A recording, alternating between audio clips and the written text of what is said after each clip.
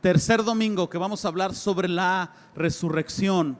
Vamos a continuar por el día de hoy poniendo este fundamento de enseñanza bíblica con respecto a la resurrección. Y yo sé que alguien dice, hoy otra vez, y luego nos faltan quién sabe cuántos domingos. Yo tendría que decirles, no me enternecen, porque hace unas semanas Jorge predicó y luego mencionó ¿qué ha estado predicando? ¿Qué han estado predicando en estos domingos? Y 2 semanas después se quedaron, la Biblia, alguien dijo por allá.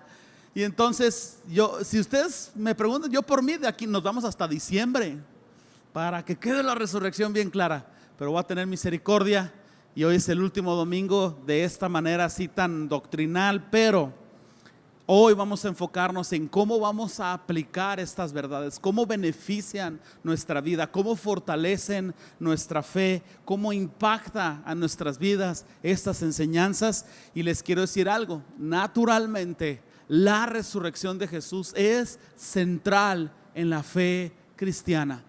Quizás en otro tiempo fuimos enseñados en muchas otras cosas, pero la realidad de las cosas es que la salvación no es clara hasta que tú no tienes un encuentro con tu pecado. Y la fe en Cristo y la esperanza de vida eterna no es clara de la misma manera hasta que tú no tienes una revelación de la resurrección de Jesús, y que esa resurrección tiene directa relación contigo, porque tú también serás beneficiado por esta gran obra que el Señor ha hecho. Entonces la resurrección es tan central que en el libro de Hebreos, si quieren ir ahí al capítulo 6, el autor de Hebreos está citando, dando una lista de las doctrinas o de las cosas principales de la fe que un cristiano debe de entender. Yo creo que no son todos los listados, pero todas las cosas importantes de la fe, pero sí estos 6 doctrinas que están aquí mencionadas, sí son muy principales, muy fundamentales para nuestro creer. Y voy a leer Hebreos 6:1, si ustedes me acompañan ahí en sus Biblias. Dice: por tanto, dejando ya los rudimentos o los fundamentos de la doctrina de Cristo, vamos adelante a la perfección, no echando otra vez el fundamento del arrepentimiento, de las obras muertas, de la fe en Dios, la doctrina de los bautismos, la imposición de manos, de la resurrección de muertos y del juicio eterno. Todas estas cosas son importantes para nosotros. La imposición de manos tiene que ver tanto con la llenura del Espíritu Santo, los dones, el entendimiento de que no somos salvos por nuestras buenas obras, y eso es algo que debemos de tener mucho cuidado de enseñarlo bien a las personas que nos están visitando por primera, segunda vez, porque uno viene con una tendencia de vida creyendo que uno tiene que portarse bien para ir al cielo. Siendo sinceros, ¿cuántos de ustedes fueron enseñados de esta manera? Levanten su mano. Yo fui enseñado así desde chiquito: pórtate bien, porque si no Diosito te va a dar un garrotazo, y si no te portas bien no vas al cielo. Y luego crecemos, y luego de repente nuestra conciencia nos castiga y creemos que haciendo buenas obras vamos asegurando nuestro camino al cielo, y no es así. Porque si nosotros pudiéramos agregar buenas obras al sacrificio de Jesús y la resurrección, entonces quiere decir que lo que Cristo hizo es insuficiente, que Cristo no terminó de pagar totalmente por el pecado, que no era totalmente digno, y es necesario que yo como humano agregue algunas cosas extras y complete lo que a nuestro Señor le faltó, y es totalmente incorrecto a la luz de la Sagrada Escritura. Su obra es completa y perfecta, y Él murió, y gracias a eso todos podemos ser salvos. Tan importante es mencionado aquí el significado del bautismo, los dones espirituales, la realidad de la resurrección, la vida eterna. Todas estas enseñanzas son la columna vertebral, son los huesos dentro de los músculos en un cuerpo que nos mantiene firmes. Yo no sé cómo se diga médicamente, pero alguien que tenga problemas en su columna vertebral no va a poder estar de pie. Algunos tienen que estar en sillas de ruedas. Algunos que tengan problemas de osteoporosis o en sus huesos fácilmente se quiebran, no pueden andar de pie. En la fe tú tienes osteoporosis por faltar o por fallar en alguna de estas verdades centrales, difícilmente estarás de pie en una fe sólida. ¿Me logro explicar? Entonces es tan central la resurrección que los cristianos deben de tener un dominio de estas verdades. Observemos que el autor dice que vayamos adelante, pero no quiere decir que vayamos fuera. Ninguna nueva revelación va a venir a tu vida que no esté dentro del perímetro de estas verdades centrales. De otra manera, si viene una nueva revelación, la escritura dice que aunque un ángel viniera y te anunciara otro evangelio distinto, no le creas. La gran mayoría de las sectas inician con versículos transversados fuera de la doctrina, como a un ángel llegó y le dio a otro tipo unas nuevas escrituras, y de repente nos encontramos con un chorro de grupos religiosos, cada quien cree su propio asunto. ¿Por qué? Porque nosotros no hemos porque no se ha tomado estas verdades centrales de la manera correcta, y nosotros no podemos salirnos de estas verdades. Nadie puede decir, no, es que el Señor me reveló que ahora tenemos que hacer buenas obras para que la iglesia sea completamente salva. Nosotros tendríamos que parar a este hermano y decir, hey hermano, tranquilo, la obra de Cristo es suficiente, tu fe es deficiente, tú necesitas corregirte en esto.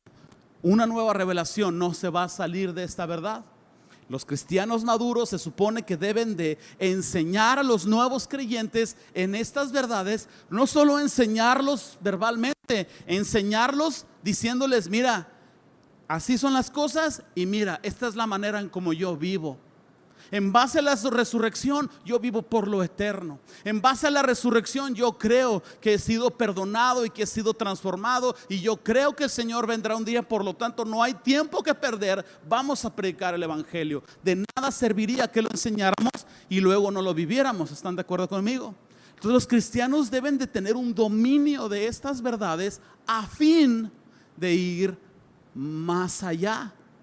Mientras tú no domines esto para enseñarlo, para vivirlo, tú no vas a poder ir más allá en tu madurez y en tu crecimiento como cristiano. Al final de este mensaje, tú te tienes que llevar esta idea: tener una firme convicción de la resurrección hace que nuestra fe en Cristo sea inquebrantable y marca profundamente la forma en cómo debemos de vivir. Esto es, por lo eterno. Hablemos de la naturaleza de la resurrección. Yo sé que lo he mencionado antes, pero cuando Jesús resucitó, Jesús no fue simplemente una resurrección de los muertos. Me explico, o sea, tenemos que hacer la clara distinción. Es posible, a lo mejor médicamente, que después, yo no sé si de segundos o minutos de muerta una persona se le pueda resucitar. No lo sé por mis conocimientos médicos, sino lo sé porque lo he visto en películas que tienen unas cositas con electricidad y se las ponen en el pecho. Todos lo han visto. 1, 2, 3, 4, quién sabe qué cuenta. A Jack Bauer lo resucitaron con una inyección en el corazón. Quién sabe qué le inyectaron, si Gatorade o Coca-Cola o yo no sé qué, pero lo levantaron.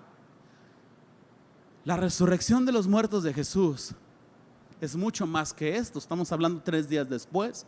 La resurrección de los muertos de Jesús no fue como una resurrección normal, porque si fuera una resurrección normal, en sí eso es un milagro, pero si fuera una resurrección normal, sin que Jesús resucitara en un cuerpo glorificado, en un cuerpo de resurrección, Jesús en su forma humana nuevamente hubiera estado sujeto al proceso de envejecimiento, nuevamente hubiera estado sujeto a enfermedades, a cansancio, eventualmente hubiera vuelto a morir. Pero es el hecho de que Jesús resucitó, y este milagro creativo que probablemente vamos a insistir siguientes domingos. Y dices, ¿por qué milagro creativo? Porque si ustedes han puesto atención a los relatos de los evangelios, al final estaban viendo si Jesús estaba muerto o no en su crucifixión, y le enterraron. Este momento famoso, ¿verdad? Que le enterraron la lanza. ¿Y qué salió? ¿Y qué más? Médicamente, este es el momento en donde el cuerpo humano ha soltado los últimos fragmentos de sangre que había en el cuerpo. Entonces el corazón en la crucifixión se empezó a acelerar porque había menos sangre que bombear. Como hay menos sangre que bombear, el corazón se empieza a acelerar, y eso empieza a acelerar en sí mismo la muerte. Cuando Jesús murió, murió sin sangre. murió por derramamiento de sangre, ¿verdad? Asfixión juntos. Y estando el cuerpo inerte de Jesús en la tumba después de 3 días, de la nada se tuvo que haber creado glóbulos rojos. De la nada, sangre tuvo que empezar a circular por sus venas. Y quizás un toquecito del dedo de Dios en el corazón de Jesús.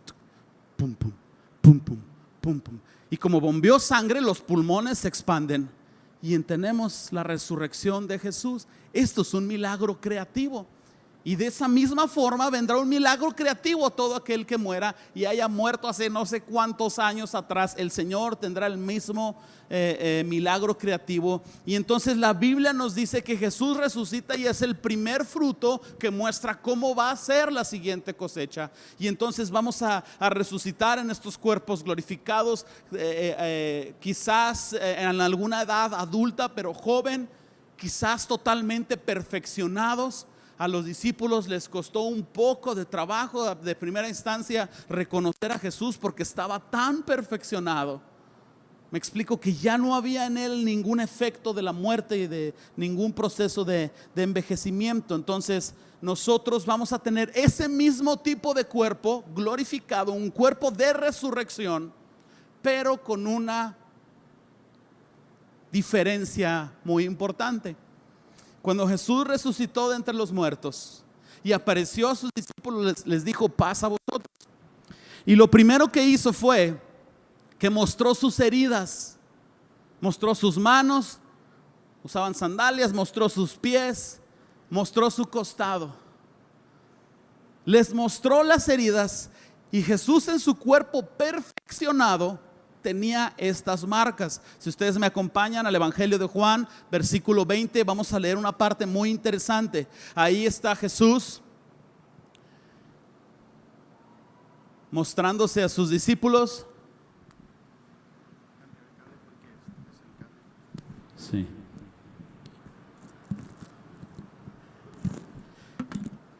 En el momento en que lo había hecho la primera vez, no se había mostrado a Tomás. La segunda vez es lo que vamos a leer ahorita, Juan 20:24. ¿Están ahí? Viene un pequeño título agregado que es la incredulidad de Tomás. Dice: pero Tomás, uno de los 12, llamado Dídimo, no estaba con ellos cuando Jesús vino. Y le dijeron pues los otros discípulos: al Señor hemos visto. Y él les dijo: si no viere sus manos la señal de los clavos, y metiere mi dedo en el lugar de los clavos, y metiere mi mano en su costado, no creeré. 8 días después estaban otra vez sus discípulos dentro, con ellos Tomás. Y luego Jesús, estando a las puertas cerradas, se puso en medio y les dijo: paz a vosotros. Y le dijo a Tomás: pon aquí tu dedo, mira mis manos y acerca tu mano, métela en mi costado. No seas incrédulo, sino creyente. Entonces Tomás respondió y le dijo: Señor mío, Dios mío. Y Jesús le dijo: porque me has visto, Tomás, creíste. Bienaventurados los que no vieron y creyeron. Entonces, quizás puede venir esta pregunta no muy natural, decir: bueno, si Jesús resucitó con un cuerpo de resurrección perfeccionado, ¿por qué Jesús conservó estas marcas? ¿Por qué en teoría Jesús tiene estas cicatrices? A lo mejor todos asumimos, ¿verdad?, que es un recordatorio de la cruz, pero yo quisiera compartir con ustedes 3 razones por las cuales yo creo que Jesús conservó estas marcas. Yo no creo que cuando nosotros resucitemos, si es que algunos de nosotros morimos o dormimos antes de que el Señor venga, yo no creo que si tú resucitas y tienes un cuerpo de resurrección, no creo que vamos a necesitar lentes. No creo que si tú tienes la cadera torcida o tu pie torcido o una prótesis de alguna manera, tú vas a resucitar con esa prótesis. ¿Me logro explicar? Tu cuerpo va a ser perfeccionado. Pero entonces, ¿por qué el de Jesús sí conserva estas cicatrices? Naturalmente, la primera razón es porque es un recordatorio simbólico de la obra redentora de Jesús.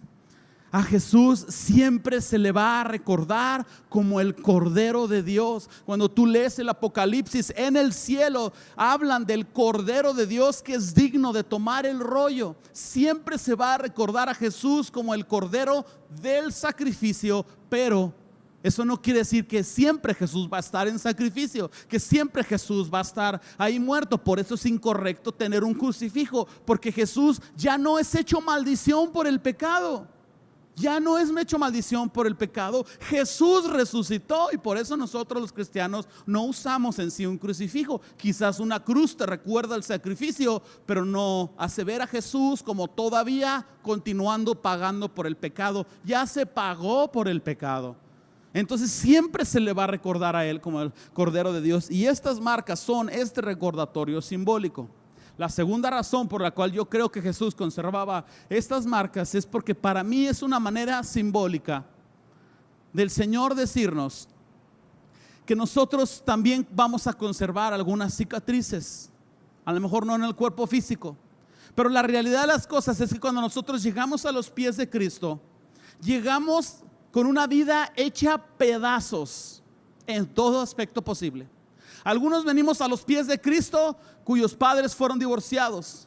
Algunos de ustedes vienen a los pies de Cristo siendo personas divorciadas. Algunos vienen a los pies de Cristo habiendo abusado de algunas personas. Algunos vienen a los pies de Cristo siendo abusados por varios años, verbalmente, psicológicamente, sexualmente. Algunos vienen a los pies de Cristo lastimados por diversas aflicciones, quizás abandonados por sus padres, rechazados por su familia, y llegamos a los pies del Señor. ¿Y qué pasa? Él nos da un nuevo corazón. Él nos adopta como un padre. Él nos sana totalmente de nuestras heridas. Y aunque tú tienes una fe en Jesucristo y eres un hijo de Dios y tienes tu salvación segura y estás predicando el evangelio, de alguna manera tu pasado sigue siendo tu pasado. ¿Me explico? De alguna manera no puedes cambiar el hecho que tus padres se divorciaron, pero a través de la resurrección, estas heridas, al igual que las marcas de Jesús, quizás son un recordatorio simbólico de cómo Jesús te encontró, te sanó, y ahora tú les puedes testificar a otros: mira, yo llegué a los pies del Señor igual que tú, o tal vez peor que tú, pero mírame cómo estoy. De manera que una persona que tú lo ves que está firme en el Señor, a lo mejor tuvo una relación muy difícil con su mamá o con su papá, y tú lo ves que en Cristo está completamente seguro de sí mismo, que no tiene rencor hacia sus padres, que al contrario les honra y les obedece, y no lo ves ni traumado, ni ansioso, ni atado a los vicios. ¿Qué sucede con esto? El nombre de Jesús es glorificado. Las personas dicen: wow, entonces sí existe Jesús que salva, sana y restaura. Y tu vida misma es un acto de adoración por haber vencido estas cosas en tu vida, por haber creído en Jesús y la resurrección. Y nosotros de alguna manera vamos a llevar emocionalmente estas cicatrices. Y yo les quiero decir algo: olvidar tu pasado sería olvidar de dónde el Señor te ha sacado. ¿Estamos de acuerdo en esto? Pero quedarte atrapado en tu pasado, vivir traumado porque no, mi papá no me quería y viví toda la niñez comiendo gusanitos y ya por eso yo no llego a tiempo ni soy responsable. Si todavía en Cristo tú estás siendo afectado por tu pasado, es porque no has valorado la resurrección de Jesús. Lo vuelvo a repetir: olvidar tu pasado sería olvidar de dónde te rescató el Señor. Pero quedarte atrapado en tu pasado y afectado por tu pasado sería ignorar el poder de la resurrección en tu vida. ¿Estamos de acuerdo con esto? Entonces tu pasado es redimido, glorifica al Señor. Tu presente, dice el Señor, viene pronto, sin importar qué suceda. Yo creo que Él resucitó y que yo resucitaré con Él. Entonces no debemos de avergonzarnos de nuestras cicatrices emocionales, debemos de glorificar al Señor al respecto. La tercera razón por la cual yo creo que Jesús conservaba estas heridas en Él, fundamentalmente es para que nosotros pudiéramos creer. No se me pierdan, síganme. Tomás, ¿qué dijo Tomás? Si yo no viere, no creo. Qué interesante que Tomás es en sí mismo una persona de esas que son analítico es la palabra. Era una persona analítica. Yo no sé si tú eres una persona analítica en la fe, pero sí te has encontrado con personas que todo le quieren hallar lo lógico. ¿Eres una persona analítica o has conocido a una persona analítica? Levanta tu mano. ¿Verdad? Yo en un tiempo y luego ya después he conocido a algunos. Los analíticos les cuesta más trabajo creer. ¿Están de acuerdo conmigo? No, pues sí, luego empiezan a ver moros con tranchetes y empiezan a ver esto y empiezan a ver aquello y su hijo no sana porque oraron por él y empiezan a creer que todo es una farsa. Tienen problemas por ser tan lógicos y tan analíticos. Esto en sí no es malo, porque a mí me hace tan interesante que dentro de los 12 discípulos que Jesús recluta a un revolucionario, a un corrupto Mateo, ¿me entiendes? A unos pescadores ahí muy afanados. Recluta literalmente con pi de lo peor y recluta a un escéptico. Recluta a alguien analítico. De manera que Tomás es la representación en la fe de aquellas personas que son bien analíticas, que todo lo analizan. Y nos dice tantas cosas al respecto. Nos dice que estas personas pueden creer y pueden levantarse como líderes de una iglesia, porque el Señor mismo les toma como a nosotros. ¿Y qué fue lo que Jesús hizo la segunda vez que se mostró a sus discípulos resucitado? Lo primero que hizo entrando fue: Tomás, mírame. Tomás, ven, no te quedes con las ganas, ven, mete tu mano aquí, Tomás. Jesús toma de la mano a los analíticos y los ayuda a creer. Los ayuda a creer. Algunos creyeron más pronto, otros tardaron un poquito más, pero a todos Jesús les ayudó a creer. Y con Tomás tuvo una aplicación especial, lo tendrá con todos ellos, pero en general el Señor lo hizo para que nosotros pudiéramos creer. Ojo con esto. Estas marcas simbólicas de la resurrección de Jesús ayudan a creer, porque miren, ¿qué si Jesús tuviera por ahí un primo muy parecido a él? Y los discípulos se confabularon. No sucedió así, yo solo estoy imaginando lo que un escéptico o un analítico pudiera decir. No, pues sí, claro, ya tenían a su primo ahí guardado, le cortaron las barbas igual, le prestaron la ropa a Jesús, lo entrenaron y le dije: cuando tú entres ahí vas a decir, pasa vosotros. A ver, repítelo, pasa vosotros. Y luego Jesús partió el pan así, entonces tú pártelo en dos así como lo partió Jesús. Le pudieron haber entrenado y le pudieron haber sacado al primo que se parece un chorro. Y luego después de la resurrección, ahora sí, Barrabás, sal. Y luego ya sale. Pudiera ser. Pero ¿cómo falsificas las marcas en sus manos? ¿Cómo falsificas la marca en su costado? Y luego de repente los discípulos están viendo a este Jesús resucitado. Se le están viendo como que, sí, eso no es, tú y yo lo haríamos. Y vieron que este Jesús resucitado comía como Jesús comía, hablaba como Jesús hablaba, se movía como Jesús se movía. Y tenía la referencia de continuidad en relación y conversaciones tal y como Jesús lo tenía. Finalmente su fe es completa cuando completan el entendimiento que Jesús resucitó de entre los muertos. Hasta aquí vamos bien. Respiren profundo. Una observación final. Yo creo que es muy interesante cómo Jesús le dice a Tomás: porque me viste, creíste. Sinceramente, les hablo con mi corazón. A mí me hubiera encantado ver a Jesús resucitado. ¿Te hubiera gustado? Mira, no lo puedo hacer, nomás es una expresión de mi corazón, pero yo daría lo que fuera por haber vivido en esos tiempos, por haber sido parte de los 500 que vieron a Jesús resucitado. Mira, me hubiera encantado Sería lo increíble de mi vida, el honor haber visto a Jesús resucitado. No me tocó, por designio de Dios, me tocó vivir en este tiempo. Pero bienaventurados los que creyeron. ¿Lo vieron? Y creyeron. Tú y yo somos esa categoría. Yo les quiero decir con sinceridad, yo no lo vi. Yo no les puedo decir que tuve una revelación allá en el Cerro Bola y que lo vi. Yo no lo vi. Pero lo creo con todo mi corazón. Lo creo con todo mi corazón. Y por esa fe estoy seguro que no solo soy bienaventurado, sino todos los beneficios de la resurrección se van a aplicar a mi vida. Y eso me emociona. Amén. Qué increíble, ¿verdad? Bueno, vamos adelante. La resurrección física de Jesús nos dice que el plan original que Dios tenía al crear al hombre era bueno, y bueno en gran manera. Porque el cuerpo que tenía Adán y la forma en cómo estaba la creación era para que viviera por siempre.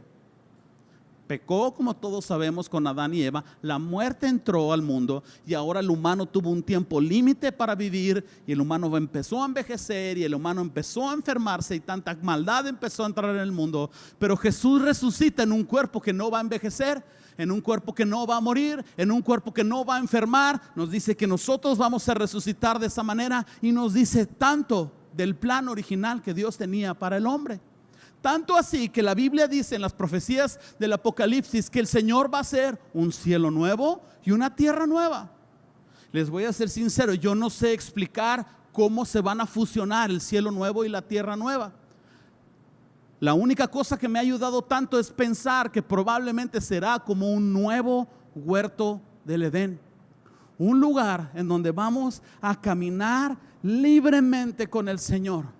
Un lugar en donde vamos a tener comunión con Él, relación con Él, sin interrupciones, sin afanes, sin horarios, sin tener chamacos que servirles desayuno y lávate las manos y ya ponte tu uniforme planchado. Sin ninguna interrupción, disfrutando del Señor, libres de la muerte, libres de la enfermedad, libres de la aflicción, libres del dolor, llenos de vida, llenos de gozo, llenos de alegría por estar en la presencia de Dios mismo. Este es el plan original que Dios tenía para el hombre. Entonces, si tú lo ves de esta manera, era absolutamente necesario, era obligado que al pecar Adán y Eva, en representación de la humanidad, era absolutamente necesario que se iniciara un plan de redención. Porque el Señor tenía que restaurar todas las cosas como lo había hecho en su principio. Y la resurrección de Jesús es la garantía y el proceso final de esta restauración. De manera que si Jesús no hubiera resucitado, pero hubiera pagado por el pecado, no sería completamente restaurado la humanidad. Qué importante es entonces la resurrección. Porque el Señor ha restaurado todo como al principio, y como dije ahorita, estaremos caminando con Él sin interrupciones, sin nada que los aflija, sin suegras, sin deudas de Coppel. Yo sé sus risas por sus corazones endurecidos, pero en el cielo, en este plano espiritual, todos vamos a ser como hermanitos. Entonces no hay suegras, ¿sí saben? O sea, yo lo digo por la enseñanza bíblica, a ustedes pues por sus corazones torcidos, pero bueno, ya irán corrigiendo estas partes. Vamos adelante. ¿Qué beneficios trae entonces la resurrección a mi vida? Ok, vámonos súper rápido. La resurrección de Cristo asegura nuestra regeneración. ¿Qué quiere decir esto? La resurrección de Cristo asegura que nosotros hemos nacido de nuevo, hemos sido hechos nuevas criaturas. La Biblia dice en 2 Corintios 5:17, de modo que si alguno está en Cristo, nueva criatura es, las cosas viejas pasaron, todas son hechas nuevas. Cuando alguien reconoce su pecado y toma la decisión de poner su fe en Jesús, la Biblia dice que es hecho una nueva criatura. Dios le da un nuevo corazón. Tenía un corazón de piedra, ahora tiene un corazón de carne. Tenía la tendencia hacia el pecado porque era esclavo del pecado. Ahora con un nuevo corazón puede tener una tendencia hacia buscar a Dios. Ojo con esto. Cuando nosotros ponemos nuestra fe en Jesús, no todos los beneficios de la redención nos han sido dados. Por la simple razón que seguimos atrapados en este cuerpo terrenal, corruptible, que se enferma, que envejece, todo lo demás. Sin embargo, el Señor nos hace nuevas criaturas. Ojo con esto. Al final, cuando el Señor venga en las alturas, cuando el Señor nos tome en alto y nos lleve, la Biblia dice que hayas muerto o estés de pie, todos seremos transformados. ¿Estamos en esto todos?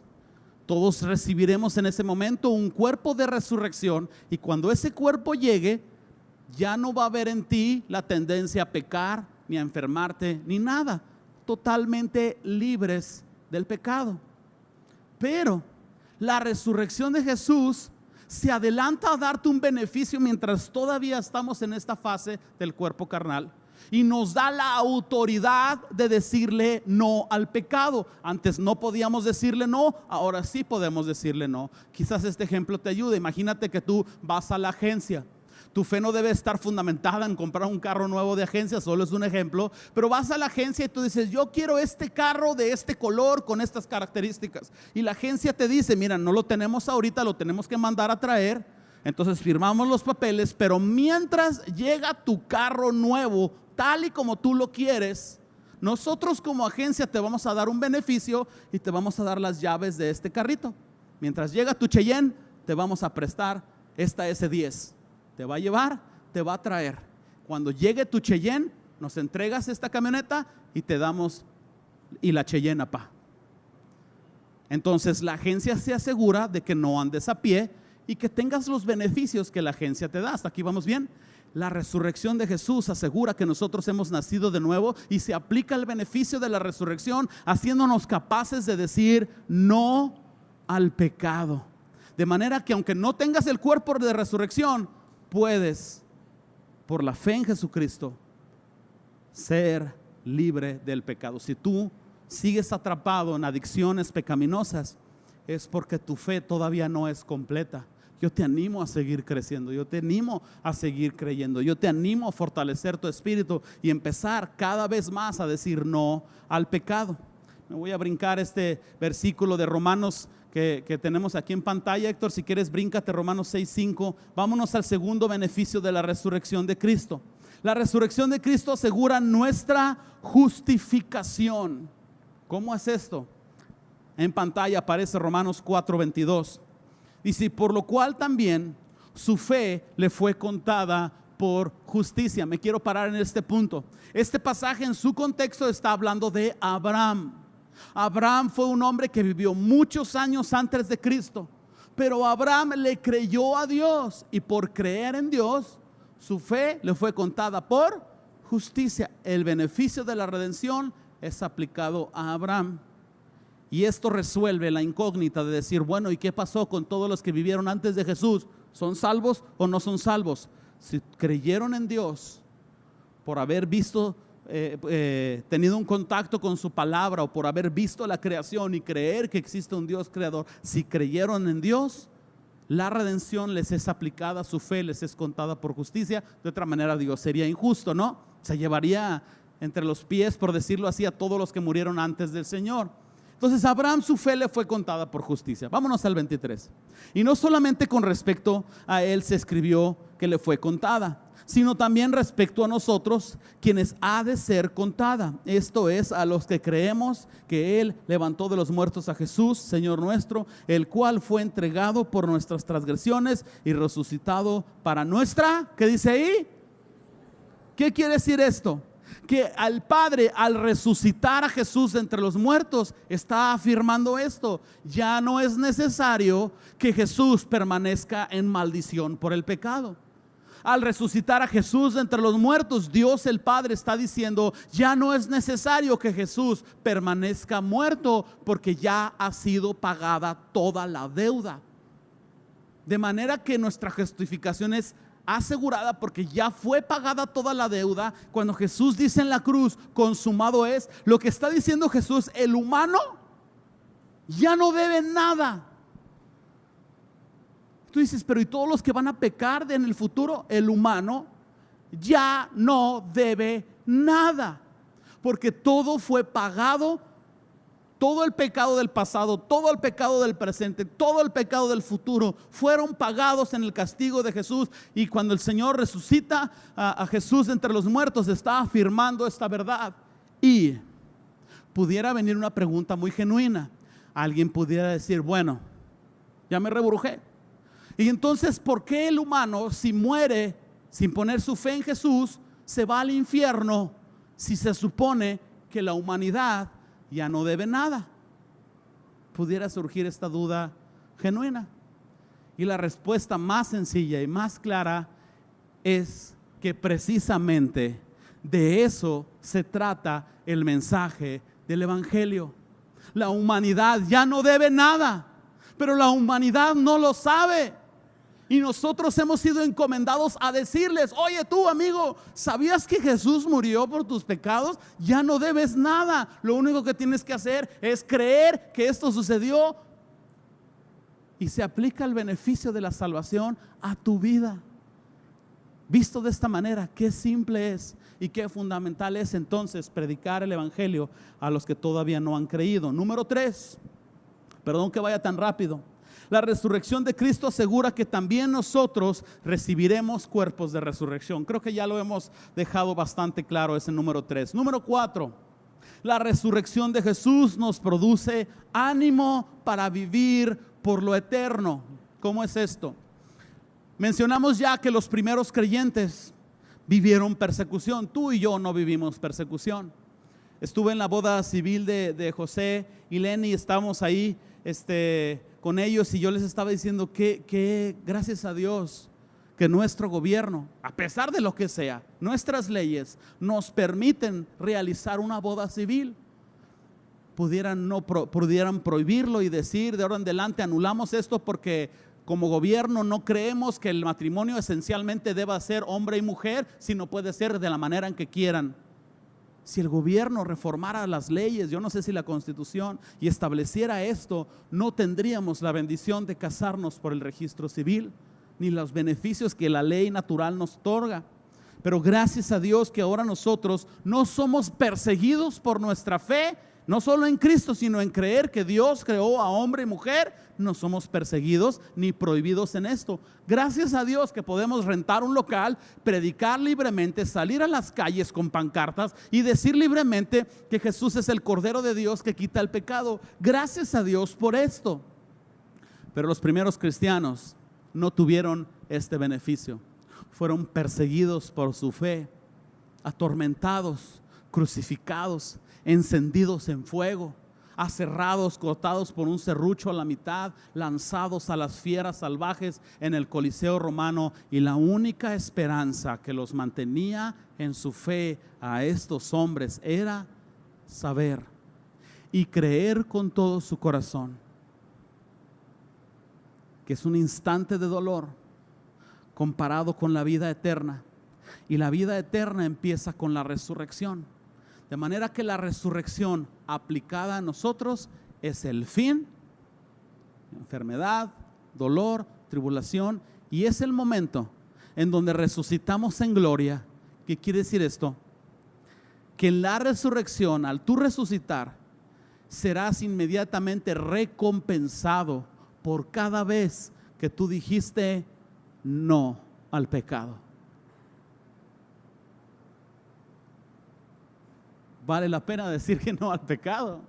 Serás recompensado en gloria, el Señor se va a glorificar y tú experimentarás una gran satisfacción, de manera que Pablo anima a los cristianos a ver la resurrección como un tiempo en el que todas las luchas de tu vida serán recompensadas, y eso tiene que animar tu fe. Ya para terminar, ¿por qué no me acompañan a Colosenses 3, capítulo 3, versículo 1?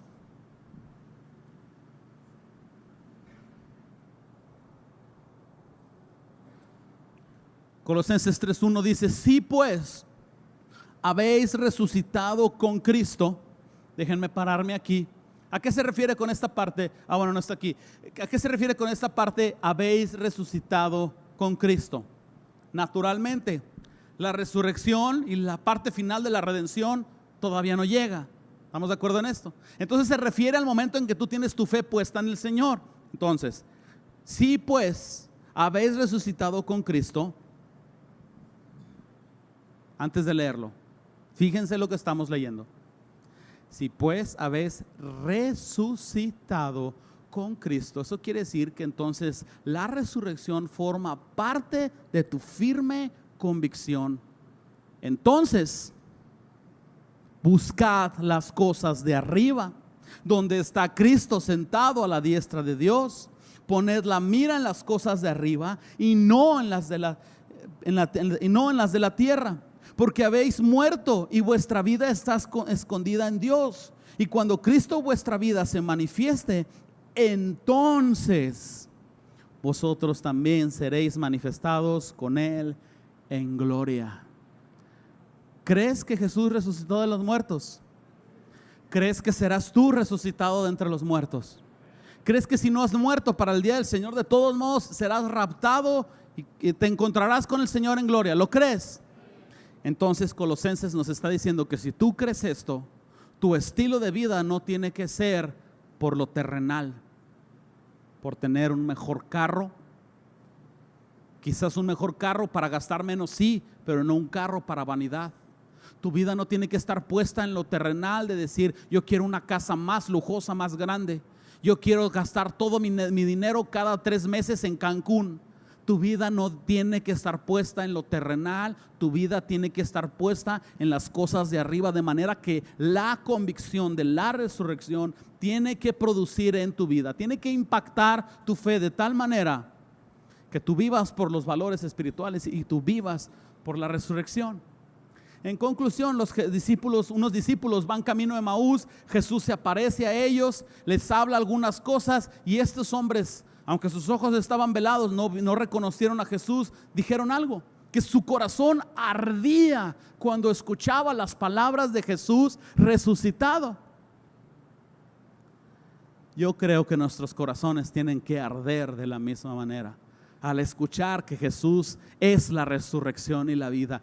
Jesús no solo resucitó, Jesús es la resurrección. Todos los que resucitaron cuando Jesús resucitó, esos sí fueron resucitados, pero Jesús no solo fue resucitado, Él es la resurrección y la vida. Y cuando tú lees el Nuevo Testamento, estas son las palabras de Jesús resucitado. Estas palabras tienen que hacer arder tu corazón, porque si no hacen arder tu corazón, tu tendencia como cristiano, al no tener esa convicción firme de la resurrección, tu tendencia va a ser a tener una vida deficiente de santidad, porque no crees que el pecado ha sido vencido, por lo tanto no crees que está en la decisión en ti de decir no, y tendrás una vida deficiente en cuanto a bajar la mirada y quejarte del gobierno y quejarte de estas cosas, y todo sube y la reforma energética nomás nos hundió más, y tu vista estará en lo terrenal, teniendo esperanzas en cualquiera de los candidatos que yo sé que nadie sabemos por quién votar,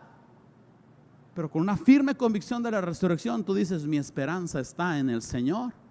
De manera que sinceramente la resurrección tiene que afectar tu vida. Hey, al que cree, todo le es posible. ¿Estás de acuerdo con esto? Pero yo te tengo que dejar en claro por qué al que cree, todo le es posible. Y esto es gracias a la resurrección. Y es por el hecho que Jesús resucitó, que todo en nuestras vidas es posible. Próximo domingo vamos a tomar todos estos bases de todas estas enseñanzas bíblicas y vamos a empezar a poner ahí en la mesa las evidencias de si Jesús resucitó, las evidencias que Jesús resucitó de entre los muertos, por qué los apóstoles por este credo dieron sus vidas. Todo lo enseñado por los últimos 3 domingos te va a servir para entender todas las evidencias que existen de que Jesús existió y que Jesús resucitó de entre los muertos. Señor, venimos ante ti.